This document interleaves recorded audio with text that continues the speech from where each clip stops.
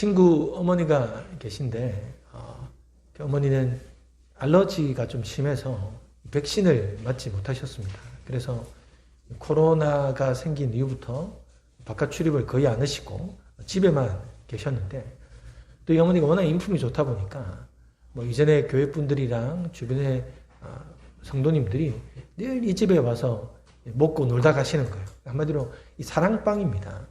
그런데 한 달 전에 집에 자주 오시던 그 장로님 내외분이 며칠 전부터 코로나 증세가 있었음에도 불구하고 그냥 뭐 같이 또 이야기하고 싶고 밥 먹고 싶고 그러니까 또 그 친구 어머니 집에 오신 거예요. 반나절을 놀다가 가셨습니다. 근데 아니나 다를까 그 장로님 내외분은 코로나 확진이 되신 거예요. 근데 어머니도 그런 증세가 좀 있었는데 병원 가기도 무섭기도 하고 또 자식들이 걱정할까봐 아무한테도 말도 안 하고 2주일 동안 혼자서 끙끙 앓으셨습니다. 그러다가 뭐 정말 거의 뭐 죽다가 살아났다라는 표현이 맞을 만큼 아무튼 거의 뭐 어머니 말씀으로는 사경을 헤매시다가 깨어나셨대요. 그래 이제 정신이 좀 들어서 자식들에게 이렇게 아팠노라고 그렇게 이야기하니까 자식들이 얼마나 놀라겠습니까? 당장 어머니를 모시고 병원을 갔더니 코로나 확진인 거예요. 그래서 이제 약을 받아서 일주일 동안 약을 복용했는데 또 일주일 약을 복용하니까 많이 나아진 겁니다. 근데 계속 약을 좀 드셔야 되는데 나아진다고 또 약을 안 드신 거예요. 그래서 또 일주일 동안 또 엄청 아프셨답니다. 근데 일주일 동안 또 자식들에게 연락도 안 한 거예요. 걱정 찌칠까봐. 그런데 일주일 이번에는 너무 힘든 게 이제 호흡도 잘 못할 정도로 힘드신 거예요. 그리고 겨우 이제 전화를 해갖고 자녀들을 불렀는데 당장 이제 대학병원으로 간 거죠. 병원에 갔더니 이 대학병원에서도 상태가 좋지 않으니까 더 큰 대학병원으로 가보시라 해서 병원을 옮겼더니 가보니까 뭐 폐 엑스레이 찍어보니까 이미 거의 뭐 기능이 다 상실될 정도로 폐에 그냥 염증들이 가득 차 있는 상황이고 코로나 증세도 너무 심한 거예요. 그래서 바로 음압병동으로 이제 들어가셨습니다. 근데 음압병동에 들어가시자마자 더 기력이 사여지고 상태가 안 좋아지신 거예요. 그래서 그야말로 혼수 상태가 되신 겁니다. 깨어나지를 못하는 거예요. 근데 점점 산소 포화도도 떨어지고 있는 겁니다. 여러분 아시겠지만 산소 포화도가 한 90 이상만 떨어지면 아주 위험하다라고 하는데 그 어머니는 산소 포화도 50 이하로 떨어진 거예요. 그래서 병원에서는 안 되겠다고 가족들을 불러서 아마 오늘이나 내일 정도에 돌아가실 것 같다라고 자녀들한테 그렇게 이야기를 한 겁니다. 뭐 어떻게 하겠습니까? 기도 외에는 다른 방법이 없지 않습니까?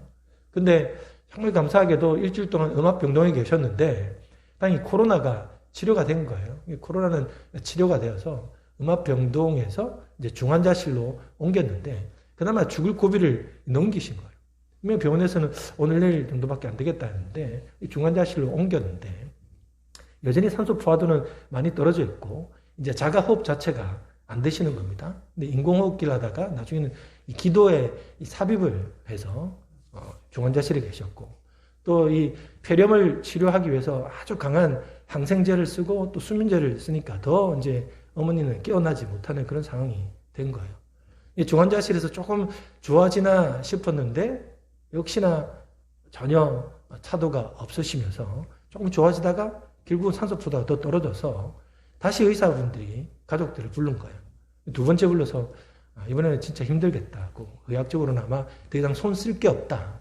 그냥 이 상태 이대로 놓을 수밖에 없는 상황이다라는 걸 이야기한 겁니다. 그래서 그때 이제 친구가 전화가 온 거예요. 저도 계속 한 달 전부터 그 상황을 같이 알고 기도하고 있었는데 이제 그야말로 이제 병원에서도 도저히 손 쓸 수 없는 상황이니까. 그래 이제 우리가 하던 일 중에 이야기 중에 그래도 뭐 내일 모레 곧 고난 주간이고 또 부활주일이 오게 되는데 그래도 부활주일날 하나님이 은혜 주셔서 어머니도 부활했으면 좋겠다. 그 가족들도 그렇게 기도를 하고 있다는 겁니다. 뭐 그 이야기 외에는 뭐를 할 수 있겠습니까? 그런데 어제가 아니죠. 제가 설교 준비를 어제 했으니까 그 금요일 날에 친구에게 전화가 온 거예요. 전화가 와서는 어머니가 일반 병실로 옮기고 깨어나셨다라는 겁니다.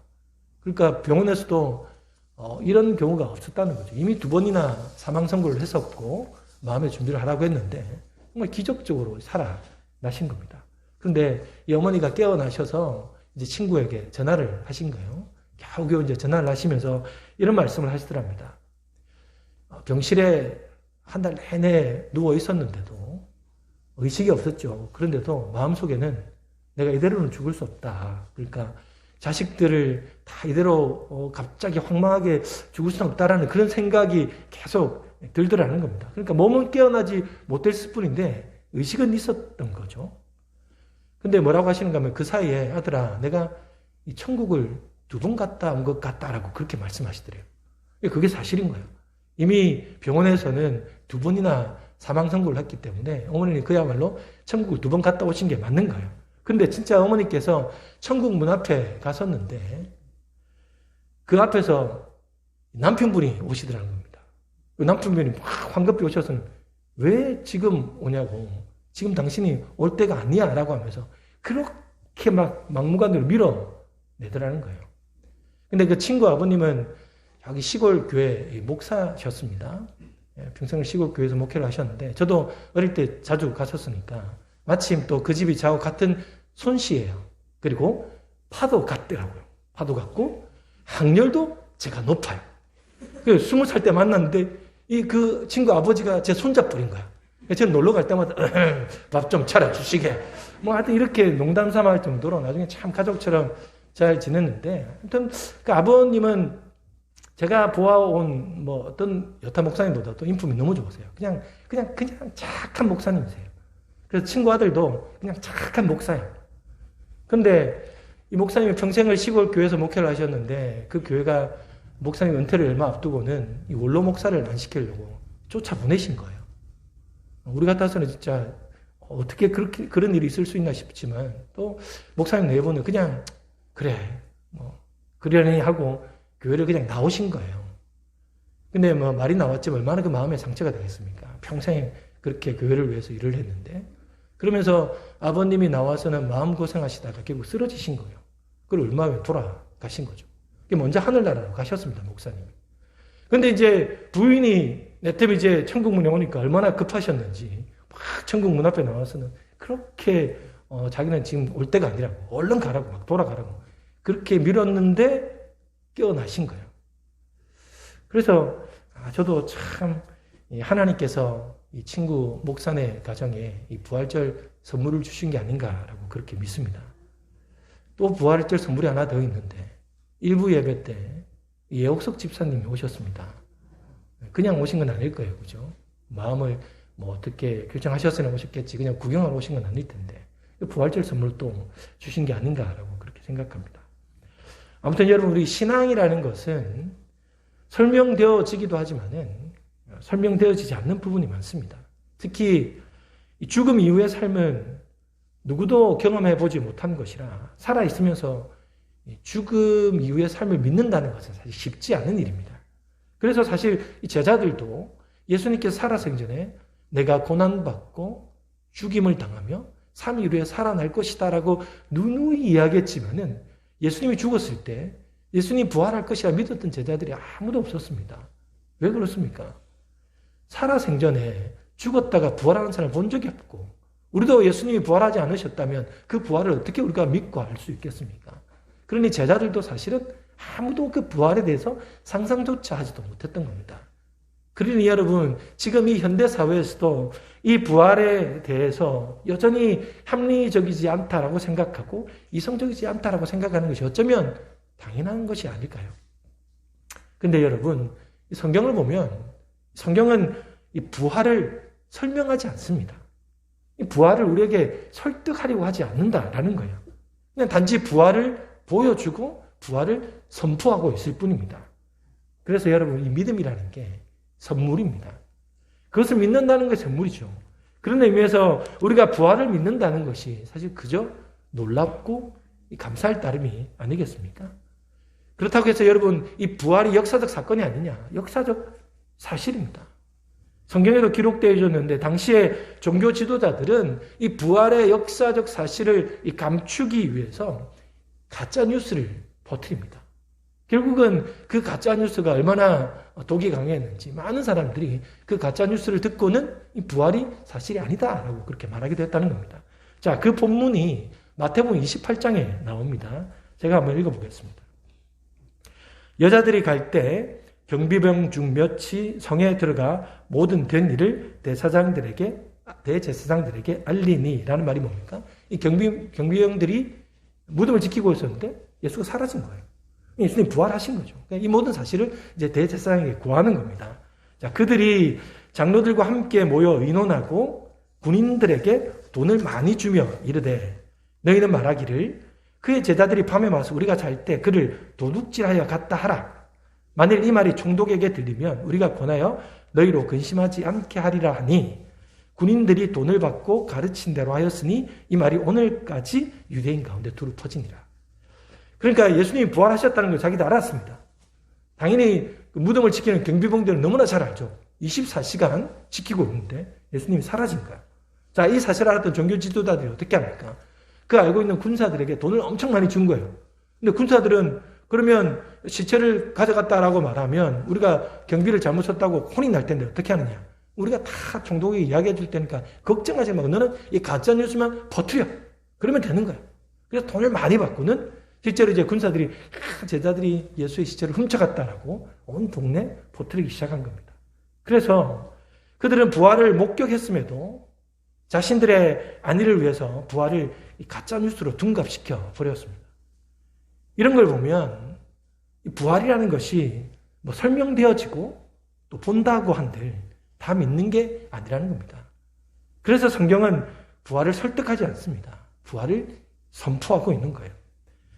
그런 의미에서 여러분, 우리도 이제는 뭐 부활을 제가 여러분에게 설득할 필요가 없는 거잖아요. 우리는 부활을 믿고 받아들이고 있습니다. 중요한 게 뭐겠습니까? 그럼 우리가 어떻게 그 믿음으로 살아내느냐, 어떻게 부활 신앙으로 살아가느냐가 우리에게 가장 중요한 것이 아니겠습니까? 그러면 이 부활 신앙으로 살아간다는 것은 과연 뭐겠습니까? 그 첫 번째는 부활을 소망하는 겁니다. 제가 부활을 소망한다라고 말할 때, 그럼 이 말은 부활을 우리는 소망할 수 있다. 부활이 뭔가 우리에게 소망을 주는 것이다 라는 것을 알 수가 있는 거죠. 여러분, 그럼 부활이 우리에게 주는 소망이 무엇입니까? 우리의 삶이 여기서 끝이 아니라는 겁니다. 끝이 아니다 라고 부활은 말해주고 있는 거예요. 근데 우리는 간혹 이런 말을 자주 하지 않습니까? 내가 나이에 들었으니 야, 이제 내 인생 끝났다. 나 이제 망했다. 난 더 이상 기회가 없다라는 그런 말들을 하진 않습니까? 하지만 부활신앙은 우리로 하여금 그렇게 말하는 것을 허용하지 않는다는 겁니다. 왜 그렇습니까? 우린 여기서 끝이 아니기 때문이에요. 여러분, 우리가 인생을 살아가면서 가장 절망적인 순간이 어떤 때입니까?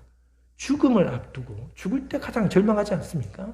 우리 주변에 사랑하는 사람 죽을 때 가장 절망하게 되는 겁니다. 그런데 부활신앙은 바로 그 죽음조차도 우리에게 절망이 될 수 없다라고 그렇게 선언하고 있는 겁니다. 그래서 끝이라고 선언하는 절망은 부활신앙 앞에서는 결코 힘을 발휘할 수 없다라는 거죠. 물론 그렇다고 해서 우리 그리스도인 삶에 절망이 없다. 우리 전혀 절망의 현장을 우리는 경험하지 않을 것이다 라는 그런 말은 아닙니다. 그러나 그런 일들 앞에서 부활신앙을 가진 그리스도인들은 절망하지 않을 수 있는 힘이 생겨진다라는 겁니다. 세상에 그 누가 절망을 마주할 만큼 사실 강한 사람이 있겠습니까? 그러나 오직 이 부활신앙을 가진 사람만이 그 절망을 마주할 용기를 가질 수 있다는 겁니다. 왜 그렇습니까? 바로 부활의 소망이 있기 때문이죠. 그것을 잘 말해주는 것이 창세기 22장의 아브라함이 그렇습니다. 알다시피 아브라함은 그의 아들을 얼마나 어렵게 얻었습니까? 그렇게 애지중지 키워왔던 사랑하는 그 아들을 하나님이 이제 죽이라고 하십니다. 그러니 여러분, 그 상황이 얼마나 절망입니까? 뭐 아들이 사고로 죽는 것도 절망일 뿐만 아니라 지금 내 손으로 이 아들을 바쳐서 죽여서 하나님께 드려야 된다는 그 사실도 사실 얼마나 절망스럽습니까? 그러니 아브라함이 아내에게 사실 이 사실을 말하지 않았던 걸로 생각됩니다. 만약에 아내에게 이 아들을 내가 죽여서 하나님께 드려야 된다고 한다면 그래 그렇게 라고 하지 않았을 거예요. 왜냐하면 사라가 얼마나 그렇게 아들을 바랬던지 성경을 잘 알고 있기 때문에. 그죠? 그러니까 아브라함은 오로지 그 모든 절망을 혼자 다 감당해야 되었던 겁니다. 그래서 아들을 일찍 데리고 하나님께서 제사 드리라고 한 모리아 산에 가서 결국 그 아들을 묶어서 이제 칼을 뽑아 이 아들을 죽이려고 하는 그 순간 성경은 그 아브라함의 심경을 이렇게 표현하고 있습니다. 히브리서 11장에 보면 그가 하나님이 능히 이삭을 죽은 자 가운데서 다시 살리실 줄로 생각한지라. 비유컨대 그를 죽은 자 가운데서 도로 받은 것이니라. 뭡니까? 지금 아브라함은 이 아들을 죽여야 되는 이 절망의 상황이지만은 그러나 이 상황을 꿋꿋하게 계속해서 견뎌내고 맞닥뜨릴 수 있었던 게 뭡니까? 바로 부활신앙이었다는 겁니다. 내가 이 아들이 죽는다 하더라도 하나님께서 이 아들을 살려서 내게 주실 것이다 라는 그 믿음이 있었기 때문에 내가 지금 아들이 죽어가는 이 절망적인 상황을 맞닥뜨리고 하나님 앞으로 근근히 계속해서 나아갈 수 있었다라는 겁니다. 그 바로 죽음에서 부활하는 소망이 있었기 때문에 이런 일이 가능했다라는 거죠. 바로 부활신앙은 이런 겁니다. 부활신앙은 절망을 마주하게 하는 용기를 주는 거예요. 이것이 끝이 아니라는 겁니다. 우리가 끝이라고 생각하는 그 순간에도 그 다음에 하나님이 하실 일이 있다라는 것을 아브라함은 너무나 잘 알고 있었고 믿었기에 바로 그런 삶을 살 수가 있었던 겁니다. 이것이 바로 부활을 살아가는 것이고 부활을 소망을 가지고 사는 것이 아니겠습니까?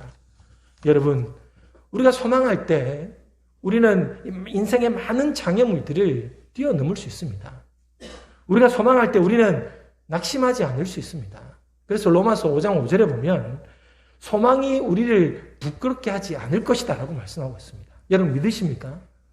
우리 부활에 대한 그 소망은 우리의 삶을 부끄럽게 하지 않을 것이다. 왜냐하면 성령님께서 우리에게 하나님의 그 큰 사랑을 부어바 됨이니 부어주시니까 우리는 그 사랑을 넉넉히 이것을 이겨나갈 수 있는 것이다 라고 말씀하고 있습니다. 부활이 없다면 우리는 천하의 헛된 인생을 사는 것인데 부활이 있기에 우리의 부활의 소망을 갖고 살아가는 그 삶을 결코 하나님은 부끄럽게 하지 않으실 것입니다. 미국 남북 전쟁 중에 이 전세가 아주 불리해서 후퇴를 해야 하는 그런 지휘관이 있었습니다. 그래서 이 지휘관이 갑자기 적군이 쳐들어오니까 급한 마음에 막 도망쳐 나오는데 이 지휘관에게 가장 중요한 것 중에 하나는 지휘도라는 게 있는데 이 지휘도를 놔두고 온 거예요. 그러니까 전쟁에 이 지휘관이 지휘도를 잃어버렸다라는 것은 아주 수치스럽고 불명예스러운 거예요. 옛날에 중세 때 싸움하면 깃발 하나 빼앗기면 그것이 어떤 승기를 좌우하는 것처럼 이 사령관이 가지고 있는 지휘도도 그런 역할인 거예요. 근데 어떡합니까? 살려니까 도망가야 되는 거잖아요. 다시 적군에 갈 수 없는 일인데 이때 그 링이라는 한 이 젊은 병사가 자기가 그 지휘도를 찾아오겠다라고 하면서 적군으로 뛰어들어간 겁니다. 그리고는 정말 지휘도를 찾아와서 거의 본 진영에 도착할 즈음에 이 총을 맞아서 쓰러지게 된 겁니다. 자, 그렇게 죽어가던 이 젊은 이 군사가 이 대령에게 지휘도를 바치면서 이렇게 말했다고 합니다. 대령님, 나는 죽음을 두려워하지 않습니다. 그것은 부활하신 예수님께서 늘 나와 함께 계시기 때문입니다. 근데 이때 당시에 그 지휘관이었던 그 사람이 누구냐면 이 코넬 대령인데 이 코넬 대령은 무신론자였습니다. 회의론자였습니다. 신을 믿지 않는 사람이었던 거예요. 근데 그 대령 앞에 한 작은 병사가 죽으면서 나는 죽음이 두렵지 않습니다. 부활할 것을 믿기 때문에 하나님이 함께 하시기 때문입니다라는 그런 고백을 들으면서 이 군사가 죽어가는 걸 보면서 이 사람은 큰 충격을 받는 거예요. 그래서 그 코넬 대령이 죽어가는 병사 앞에서 무릎을 꿇으면서 이렇게 소리쳤다고 합니다. 오 하나님, 이 어린 병사 앞에서 나는 어떻게 하면 좋겠습니까? 전혀 하나님을 믿지 않던 사람이 이 죽어가는 자도 확신을 갖고 부활에 대한 이야기를 하니까 그 순간 자기도 하나님이 생각났던 거예요. 그래서 하나님, 내가 어떻게 해야 합니까? 그렇게 소리치게 되었던 거죠. 결국 이 코넬 대령은 그 병사를 통해서 부활하신 예수님을 만나게 됩니다. 그러면서 정말 나는 이제 남은 인생을 예수를 위해 살아야 되겠다라고 그렇게 결단하게 되었던 거죠. 그렇게 이 사람이 결단하면서 세운 학교가 미국에서 아주 유명한 이 골든 코넬 신학교입니다. 이처럼 부활 소망은 죽음의 절망을 이기며 삶의 장애물을 이기게 하는 겁니다. 그러므로 여러분 정말 이런 부활 소망으로 살아갈 수 있는 우리가 되기를 간절히 소망합니다. 자, 그리고 또 하나 우리가 부활 신앙으로 살아간다는 것은 무엇입니까? 그것은 바로 부활을 증거하는 증인으로 살아가는 것입니다. 왜냐하면 여러분 부활하신 예수님께서 다시 제자들 앞에 나타나셔서 가장 먼저 주신 사명 무엇입니까? 바로 증인의 삶이었던 거예요. 누가복음 24장에 보면 잘 기록되어져 있습니다. 또 이르시되 이같이 그리스도가 고난을 받고 제3일에 죽은 자 가운데서 살아날 것과 또 그의 이름으로 죄사함을 받게 하는 회개가 예루살렘에서 시작하여 모든 족속에게 전파될 것이 기록되었으니 라고 합니다. 그러니까 예수님께서 이미 죽으시고 부활하실 것이다 라는 것이 구약 성경에는 다 기록되어져 있었다는 겁니다. 이처럼 내가 이렇게 살아났다. 그러면서 너희는 이 모든 일의 증인이라. 너희들이 바로 그 부활의 예수님을 증거하는 증인이 되어야 될 것이다 라고 말씀하고 있는 겁니다. 우리 여기서 이런 생각을 해볼 수도 있습니다. 만약 예수님께서 굳이 제자들에게 나타나지 마시고 오늘 본문처럼 500여 사람들에게 나타나지 마시고 이미 부활하셨으니 온 동네 온 나라를 다니시면서 부활의 예수님을 보여주셨다면 오히려 그 사람들이 또 예수님을 열심히 믿고 증거하는 삶을 살지 않았겠습니까? 왜 굳이 이런 소수의 사람들에게, 물론 500명, 1000명이 작은 사람은 아니지만은 왜 그들에게만 보이셨을까라고 우리는 생각해 볼 수 있겠습니다. 그러나 제가 초반부에도 말씀드렸던 것처럼 부활을 보고도 믿지 않는 사람들이 있습니다. 그래서 예수님은 부활을 믿는 사람, 정말로 그 부활을 참 신앙으로 받아들이는 사람을 통해서 그 부활이 증거되길 원하셨던 거죠. 부활을 경험하고 목도하고 믿는 한 사람이 생명 다해 복음 전하는 것이 어영부영 믿는 어떤 수천 명, 수만 명보다는 훨씬 더 전파하는 이 파급력이 더 클 것임을 너무나 잘 아셨고 또 그것이 바로 하나님의 방법이셨던 겁니다. 자, 그래서 3절에 보면 오늘 본문에 보면 이렇게 고백합니다. 내가 받은 것을 먼저 너희에게 전하였다. 11절에 그러므로 나나 그들이나 이같이 전파하며 너희도 이같이 믿었느니라. 하나님의 바람대로 부활을 목도하고 부활을 믿는 사람들 통해서 그 부활의 소식이 급속도로 많이 퍼져나갔던 거예요. 부활은 전하지 않을 수 없는 소식이다. 이 깊은 소식을 내가 전해야 된다라고 생각하는 정말 부활을 온전히 믿는 그 여러 신앙인들을 통해서 부활이 급속도로 전파되었던 것을 우리가 알 수 있습니다. 그래서 우리는 어영부영 믿는 그런 그리스도인이 아니라 정말 부활을 온전히 믿고 전하는 한 사람이 되어야지 부활신앙으로 살아가는 겁니다. 분당의 지구촌 교회를 섬기시다가 또 이제 담임을 하시는 이 김인환 목사님이 계신데, 이분이 그 교회에서 31살의 한 가정을 방문하게 되었던 겁니다. 근데 신방을 갔는데 그 신방 카드에 그 자매분이 이렇게 기도 제목을 적어 놓으신 거예요.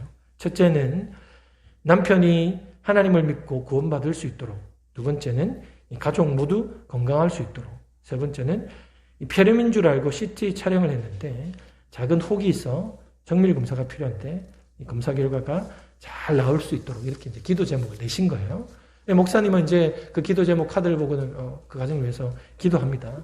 그리고 얼마 이제 검사 결과가 나왔는데 그 폐렴이 아니라 폐암 말기라는 겁니다. 이 목사님도 그 순간 갑자기 이런 생각이 들더라는 겁니다. 아니 하나님 어떻게 이러실 수 있습니까? 이제 이렇게 젊은 31살의 여자분 뿐만 아니라 젊은 엄마 2살짜리 아들과 이렇게 열심히 신앙생활 해 가려고 하는 이 가정에 하나님 어떻게 이런 일이 일어납니까? 목사님은 당신이 그 기도 제목을 받고는 더 간절하게 기도하지 않고 계속 기도하지 않아서 이런 일이 생겼나 싶어서 너무나 미안하고 죄책감이 들더라는 거예요. 그런데 얼마 후에 그 자매를 만나고 또 그 자매가 함께 복음을 전한다는 구역장님을 같이 만났는데 목사님은 오히려 더 자기가 부끄러웠다라고 그렇게 말을 합니다. 왜냐하면 이 폐암 말기라는 선고를 받은 그 자매는 그 구역장과 함께 한 주 동안 5명에게 복음을 전한 거예요. 복음을 전하다가 구역장에게 이렇게 말하더랍니다. 저는 지금 너무 행복합니다. 저에게 폐암 말기 항암 치료 포기 시에 5개월밖에 살지 못한다는 큰 무기를 주셔서 정말 감사합니다. 주님 덕분에 저는 제 인생의 황금기를 보내고 있습니다. 라고 그렇게 말했다는 겁니다. 왜 그렇습니까? 왜 그가 황금기이고 왜 지금 감사합니까? 자기가 지금 5개월밖에 살지 못하지만 이 상황 가운데서도 자기가 복음을 전하니까 복음을 받는 사람들이 곧 죽을 사람인데도 이렇게 확신을 갖고 예수를 전하고 있으니 정말 하나님이 살아계신가 보다. 그러면서 사람들이 복음을 받아들이더라는 겁니다. 그러니까 자기가 폐암 말기 5개월밖에 살지 못하는 어떤 그런 시한부 인생이 오히려 복음을 전하는데 너무나 큰 복이더라. 그렇게 말을 하고 있는 겁니다. 그리고 얼마 후에 이제 그 교회에서 이 재정부에서 목사님한테 봉투를 하나 가지고 온 겁니다. 그 봉투에 보니까 이 자매님이 그 감사헌금을 하면서 기도 제목을 쭉 적어 놓은 건데 내용이 이렇습니다. 이 헌금은 17일 날 복음을 듣고 구원받은 제 대학 선배가 본인을 위해 먼 거리에서 오시는 집사님께 커피 한 잔이라도 꼭 대접해야 한다면서 미리 저에게 맡겨놓은 커피값이었습니다. 제가 타이밍을 놓쳐서 커피값을 지불하지 못해 이 돈을 감사헌금으로 드립니다. 선배가 구원받게 허락해 주셔서 감사하고 징벌과 고난을 주는 하나님이라는 편견에서 벗어나 저처럼 주님의 품에 포근히 안겨 사랑의 하나님을 깊이 묵상할 수 있을 것이라 믿고 미리 감사합니다. 그리고 한 생명이 구원받는 것이 얼마나 축복이고 가슴 벅찬 행복인지 알려주시고 주님이 저를 사랑하신다는 것을 명명백백하게 깨닫게 해주셔서 정말 감사합니다. 하나님은 정말 치밀하시고 계획적이시고 살아있으십니다. 살아계신 주 여호와를 고백하지 않을 수 없습니다. 아멘. 이렇게 적어냈습니다. 여러분, 정말 이 자매야말로 부활을 살고 있는 것이 아닐까요? 부활을 살고 있지 않고서야 어찌 모두가 두려워하는 이 죽음 앞에 시한부 인생임에도 그는 행복하다라고 말하며 마지막까지 그 부활을 전하는, 복음을 전하는 삶을 살아가고 있을까요? 여러분, 우리는 부활을 살아가고 있습니까? 부활에 대한 소망이 고난과 역경을 이겨내고 현실의 장애물을 극복하며 나아가게 하고 있습니까? 경제적 어려움 때문에 마음의 상처 때문에 낙심하고 또 낙심하고 있습니까? 아니면 그럼에도 불구하고 부활의 주님을 믿기 때문에 그 자리에서 일어나는 삶을 살아가고 있습니까? 그리고 부활에 대한 증인이 되어서 그것을 전하며 살아가고 있습니까? 여러분, 저와 여러분이 정말 부활주의를 맞아서 다시 한번 살아날 수 있는 은혜가 있기를 간절히 원합니다. 그래서 우리가 영혼의 삶에 대한 소망으로 이 삶을 넉넉히 승리하며 부활에 대한 증인으로 살아가 하나님 나라를 확장시키는 삶을 살아갈 수 있는 우리가 될 수 있기를 주님의 이름으로